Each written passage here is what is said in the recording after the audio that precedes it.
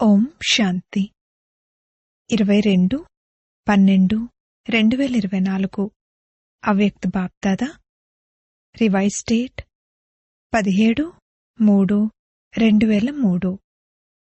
సదా మీ స్వమానంలో ఉండండి, గౌరవాన్నివ్వండి, అందరికీ సహయోగులుగా అవ్వండి మరియు సమర్థులుగా తయారుచేయండి.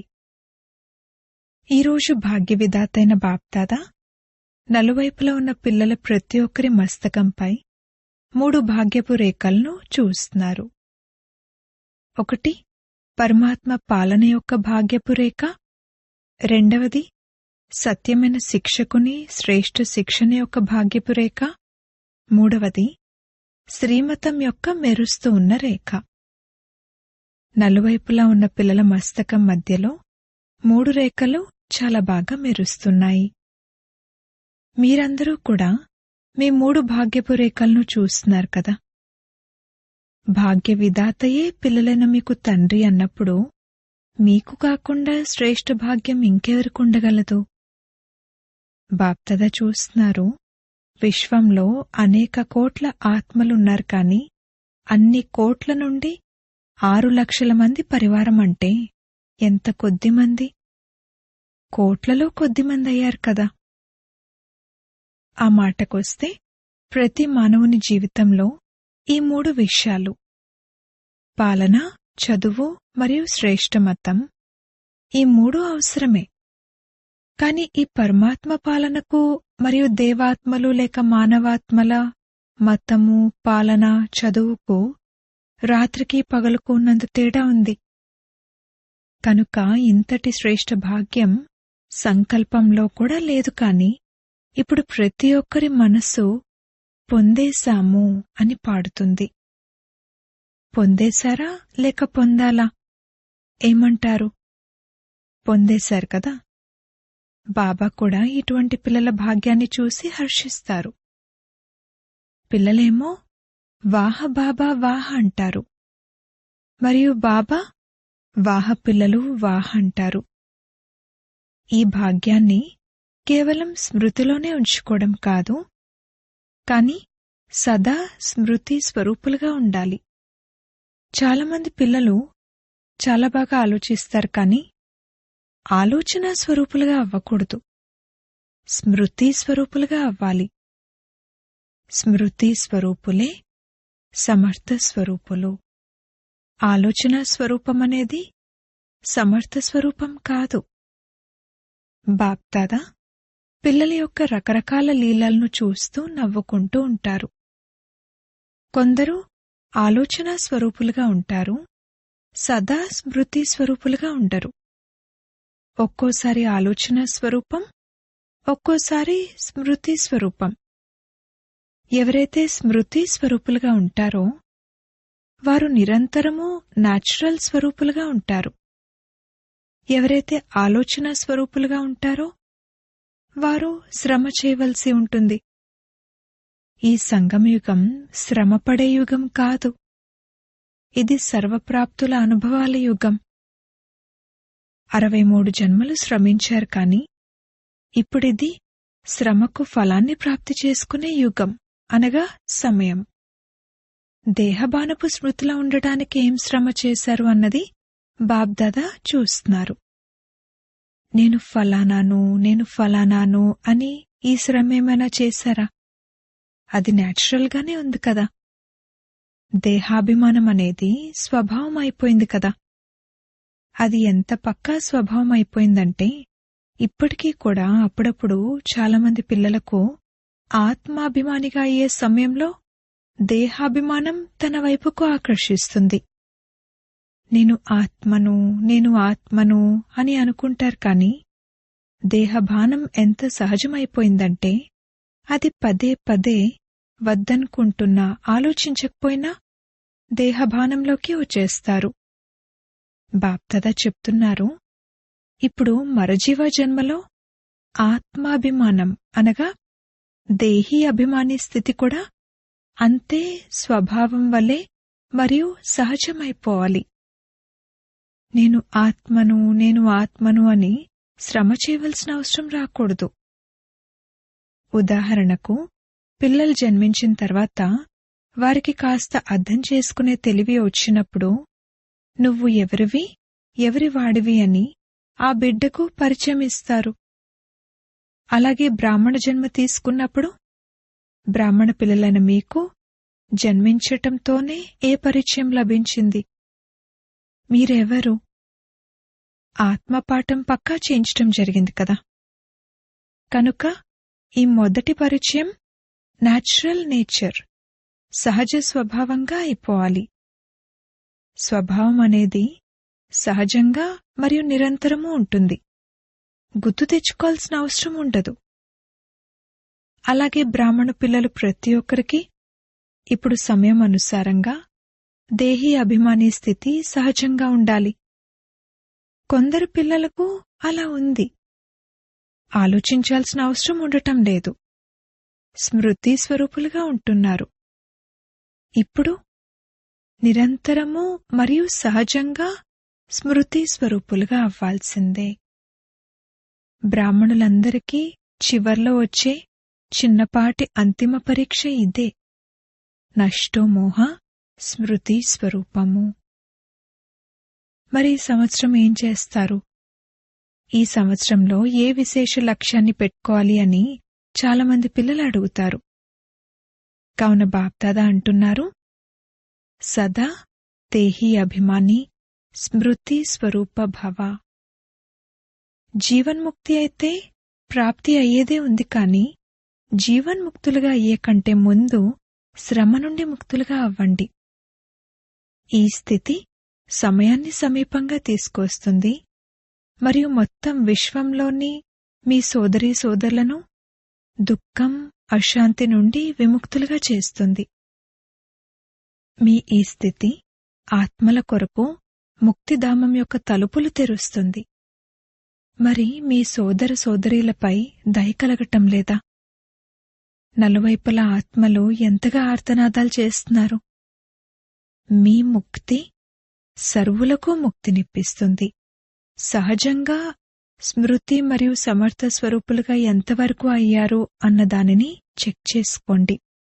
సమర్థ స్వరూపులుగా అవ్వటమే వ్యర్థాన్ని సహజంగా సమాప్తం చేస్తుంది.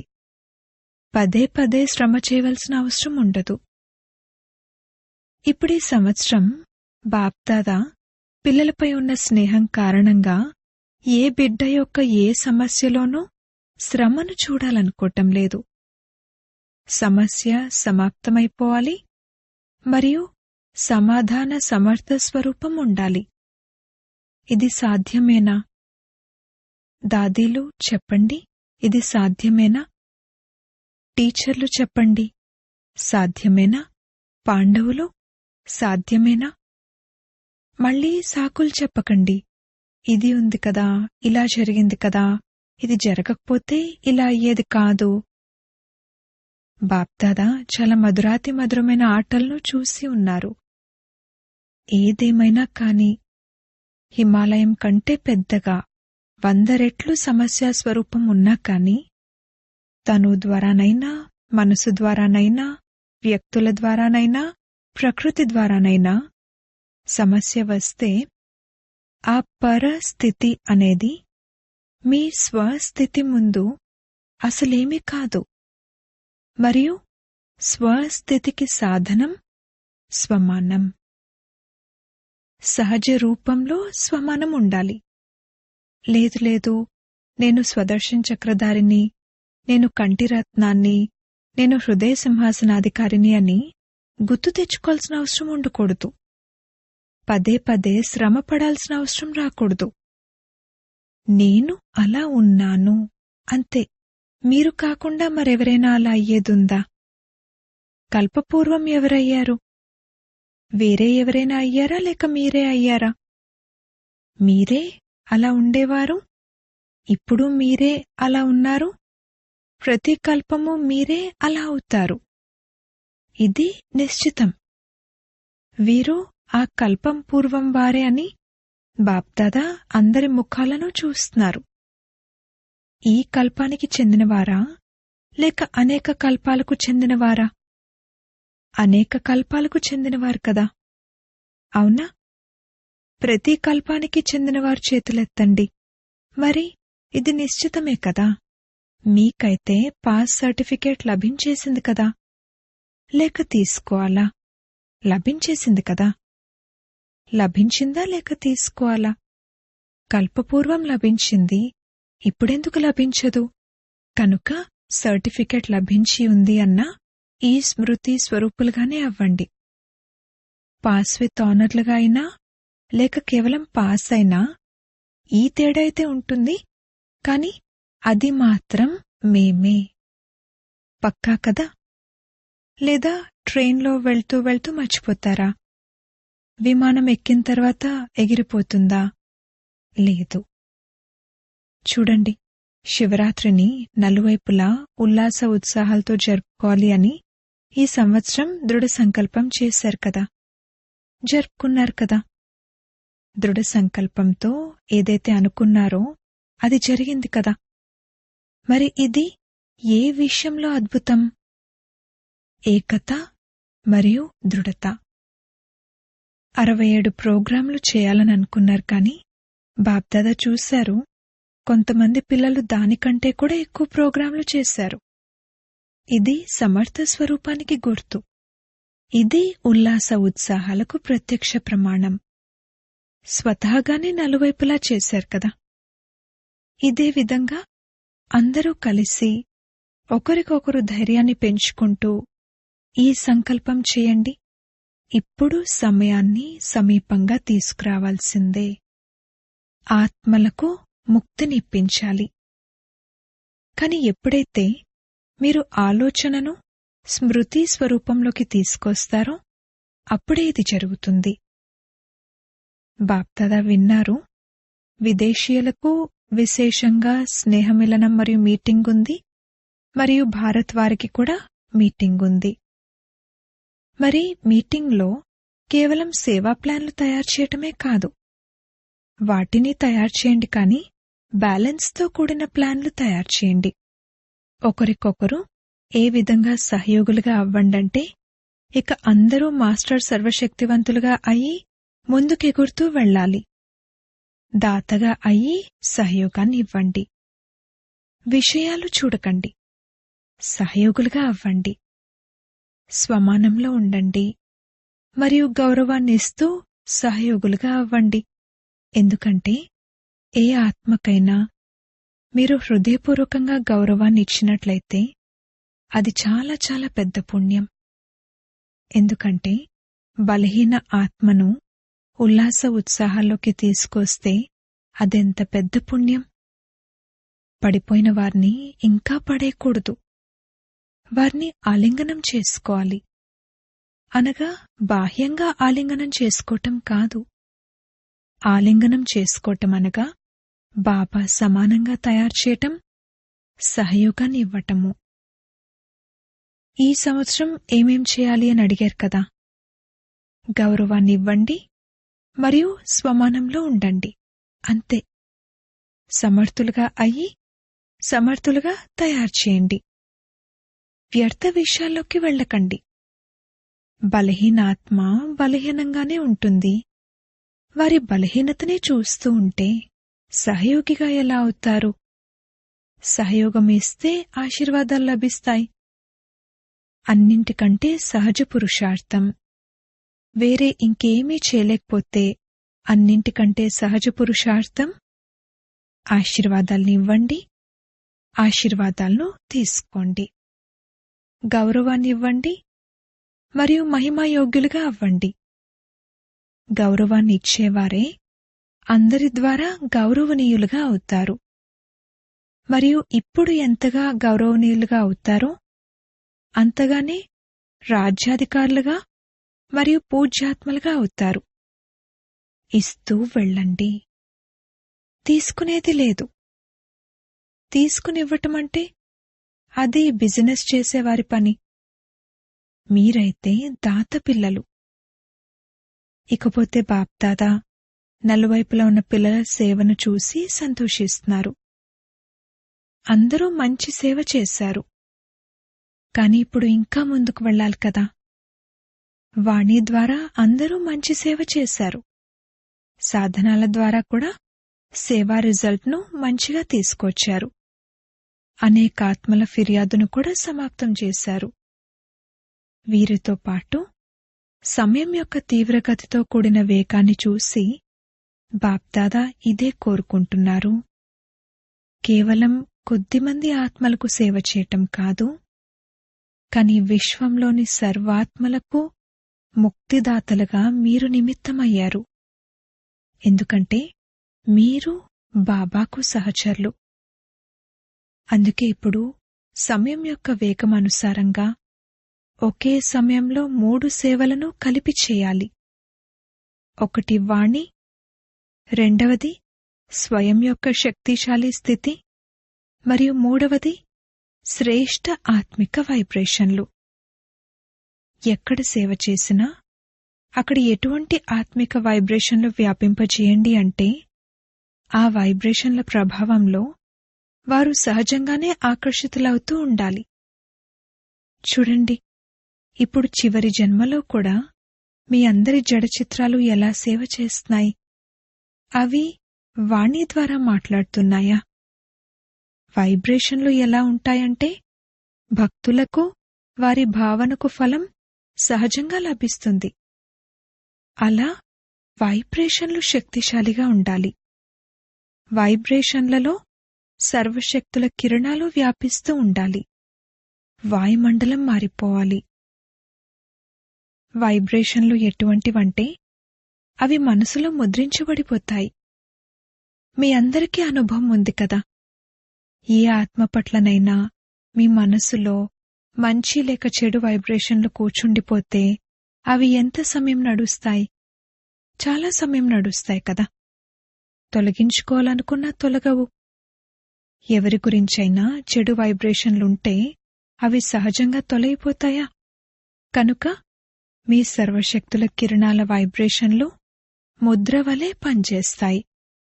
వాణిని మర్చిపోవచ్చు, కాని వైబ్రేషన్ల ముద్ర సహజంగా తొలగదు. అనుభవం ఉంది కదా అనుభవము. గుజరాత్ వారు, బాంబే వారు ఏవైతే ఉల్లాస ఉత్సాహాలు చూపించారో వారికి కూడా బాప్దాదా పదమాల రెట్ల అభినందనలు ఇస్తారు. ఎందుకని? ఏ విశేషత ఉంది? ఎందుకు అభినందనలు ఇస్తారు? ఫంక్షన్లైతే పెద్ద పెద్దవి చేస్తూనే ఉంటారు, కాని ప్రత్యేకంగా అభినందనలు ఎందుకు ఇస్తున్నారు? ఎందుకంటే ఈ 2 స్థానాలలోనూ ఏకత మరియు దృఢత అనే విశేషత ఉండినది. ఎక్కడైతే ఏకత మరియు దృఢత ఉంటాయో అక్కడ 1 సంవత్సరానికి బదులుగా 1 నెల 1 సంవత్సరంతో సమానంగా ఉంటుంది. గుజరాత్ వారు, బాంబే వారు విన్నారా? అచ్చా, ఇప్పుడు సెకండ్లో జ్ఞాన సూర్యస్థితిలో స్థితులై నలువైపులా భయభీతులై అలజడిలో ఉన్న ఆత్మలకు సర్వశక్తుల కిరణాలను వ్యాపింపచేయండి. చాలా భయభీతులుగా ఉన్నారు. శక్తినివ్వండి. వైబ్రేషన్లు వ్యాపింపచేయండి. అచ్చా, బాప్దాదా డ్రిల్ చేయించారు. నలువైపులా ఉన్న పిల్లల నుండి రకరకాల ప్రియ స్మృతులు మరియు సమాచార పత్రాలు మరియు ఈమెయిల్స్ బాబా వద్దకు చేరుకున్నాయి. నా స్మృతిని కూడా ఇవ్వండి, నా స్మృతిని కూడా ఇవ్వండి అని అందరూ అంటారు. బాప్దాదా అంటున్నారు, ప్రియమైన పిల్లల ప్రతి ఒక్కరి స్మృతి బాప్దాదా వద్దకు చేరుకుంది. దూరంగా కూర్చుని ఉన్నా కాని బాప్దాదా యొక్క హృదయ సింహాసనాధికారులు. కావున మీ అందరికీ మా స్మృతిని ఇవ్వండి, మా స్మృతిని ఇవ్వండి అని ఎవరెవరైతే చెప్పారో వారందరి స్మృతులు బాబా వద్దకు చేరుకున్నాయి. ఇదే పిల్లల ప్రేమ. మరియు బాబా ప్రేమ పిల్లలను ఎగిరేలా చేస్తుంది. అచ్చా, నలువైపులా ఉన్న అతి శ్రేష్ఠ భాగ్యవంతులకు, కోట్లలో కొద్దిమంది అయిన విశేషాత్మలకు, సదా స్వమానంలో ఉండేవారికి, గౌరవాన్ని ఇచ్చేవారికి, సర్వీసబుల్ పిల్లలకు, సదా స్మృతి స్వరూప మరియు సమర్థ స్వరూపాత్మలకు, సదా చలించని స్థిరమైన స్థితి అనే ఆసనంపై స్థితులై ఉండే సర్వశక్తి స్వరూప పిల్లలకు బాప్దాదాల ప్రియ స్మృతులు మరియు నమస్తే. దాదీజీతో, బాప్దాదా మీ విషయంలో విశేషంగా సంతోషిస్తున్నారు. ఎందుకు సంతోషిస్తున్నారు? విశేషంగా ఏ విషయంలో సంతోషిస్తున్నారంటే, ఏ విధంగా బ్రహ్మ బాబా అందరినీ ఇది చేయాలి, ఇప్పుడే చేయాలి అని ఆజ్ఞాపించేవారో అలా మీరు కూడా బ్రహ్మబాబాను ఫాలో చేశారు. మీరు కూడా నాతో పాటు ఉన్నారు అని దాదీజీ అన్నారు. అదైతే ఉండనే ఉంటుంది, నిమిత్తమైతే మీరయ్యారు కదా. మరియు ఎటువంటి దృఢ సంకల్పం చేశారంటే దాని వలన నలువైపులా సఫలత ఉంది. అందుకే మీలో ఆత్మిక శక్తి చాలా గుప్తంగా నిండి ఉంది. ఆరోగ్యము బాగుంది. ఆత్మిక శక్తి ఎంతగా నిండి ఉందంటే ఇక ఆరోగ్యం అసలేమీ కాదు. అద్భుతం కదా. దాదీలు బాబాను కలవడాన్ని చూస్తూ ఉంటే అందరికీ మేం కూడా దాదీలమై ఉంటే కలిసేవారం కదా అని అనిపిస్తుంది. మీరు కూడా దాదీగా అవుతారు. ఇప్పుడు బాప్దాదా మనసులో ప్లాన్ తయారు చేశారు, దానినిప్పుడింకా ఇవ్వలేదు. ఎవరైతే సేవలో బ్రహ్మబాబా యొక్క సాకార సమయంలో ఆదిరత్నాలు వెలువడ్డారో వారి సంఘటనను పక్కా చేయాలి. ఎప్పుడు చేస్తారు అని అక్కడ అడిగారు. మీరు చేసినప్పుడు. ఈ డ్యూటీ మీది, జానకి దాదీది. మీ మనసులో కూడా ఈ సంకల్పం ఉంది కదా. ఎందుకంటే ఏ విధంగా దాదీలైనా మీ ఏకత మరియు దృఢతతో కూడిన సంఘటన పక్కాగా ఉందో అలా ఆది సేవారత్నాల సంఘటన పక్కాగా ఉండాలి. ఇది చాలా చాలా అవసరం. ఎందుకంటే సేవ అయితే పెరిగేదే ఉంది. సంఘటన శక్తి ఏది కావాలంటే అది చేయగలదు. సంఘటన యొక్క గుర్తుకు స్మృతి చిహ్నం పంచపాండవులు. 5గురే ఉన్నారు కాని వారు సంఘటనకు గుర్తు. అచ్చా, ఇప్పుడెవరైతే సాకార బ్రహ్మ ఉన్న సమయంలో సేవ కోసం సెంటర్లో ఉన్నారో, సేవలో నిమగ్నమై ఉన్నారో వారు లేచి నిలబడండి. సోదరులు కూడా ఉన్నారు. పాండవులు లేకపోతే గతే లేదు. ఇక్కడైతే కొద్దిమందే ఉన్నారు కాని ఇంకా కొంతమంది ఉన్నారు. సంఘటనను జమ చేసే బాధ్యత వీరిది, జానకి దాదీది. వీరు పెద్దదాది వెన్నెముక్క. చాలా మంచి మంచి రత్నాలున్నారు. అచ్చా, అంతా బావుంది. ఏది చేస్తూ ఉన్నా సరే మీ సంఘటనకు చాలా మహానత ఉంది. కోట దృఢంగా ఉంది. అచ్చా, వరదానము. స్వమానమనే సీట్పై సెట్ అయి ప్రతి పరిస్థితిని దాటివేసే సదా విజయీ భవ. సదా మీ ఈ స్వమానమనే సీట్పై స్థితులై ఉండండి. నేను విజయీ రత్నాన్ని, మాస్టర్ సర్వశక్తివంతుడిని.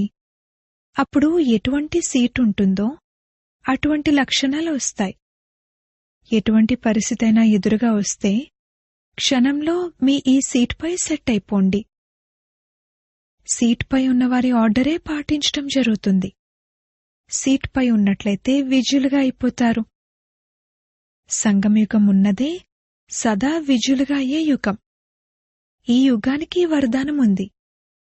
కావున వరదానులుగా అయి విజయులుగా అవ్వండి. స్లోగన్: అన్ని ఆసక్తులపైన విజయాన్ని ప్రాప్తి చేసుకునేవారే శివశక్తి పాండవ సేన. ఓం శాంతి.